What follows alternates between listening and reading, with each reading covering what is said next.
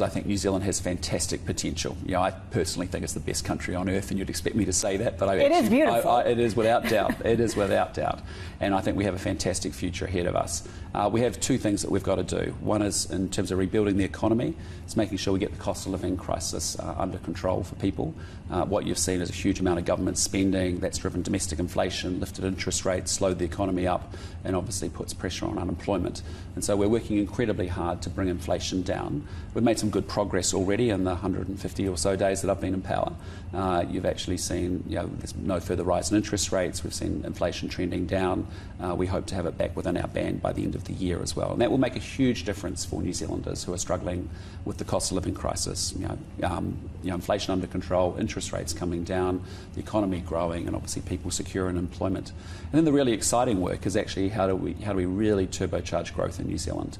And that for us is making sure that we invest in a world-class education system, embrace the science technology, certainly make sure we build out modern, reliable infrastructure, get rid of red tape and have smart regulation, but get rid of red tape and green tape, and importantly have international connections to the world, both in a trade and investment sense. And that's why I'm here in Southeast Asia this week, is just to underscore how important Southeast Asia is to New Zealand going forward. You talked about inflation. Inflation due out tomorrow. It's expected to ease, but still the four handle.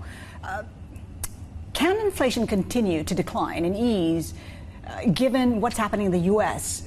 Inflation remaining elevated and sticky. Yeah, look, I think in New Zealand, we're very focused as a government. We have our budget coming up at the end of May.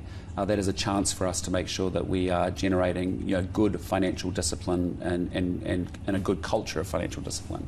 We won't repair everything that happened in the previous 6 years of 1 year's budget, but we are very determined to have a very consistent approach to managing our finances and getting our fiscal books in order. And so we've got a major exercise on with respect to our government spending, making sure we're getting rid of the wasteful spending. We think that is the way to support certainly lowering inflation, domestic inflation, which then brings those interest rates down and gets the economic growth happening as well. We also think it's important that we're able to offer tax relief to lower middle income New Zealanders as well after 14 years of not having any tax relief, and we think that's an important thing as well.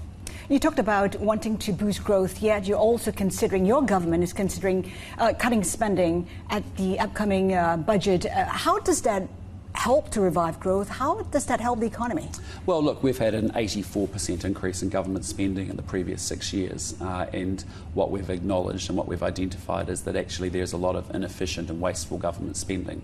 What we want to do is prioritise and protect our frontline public services, but we actually expect every taxpayer dollar to make sure it generates a return on that investment and it actually delivers for the New Zealand people.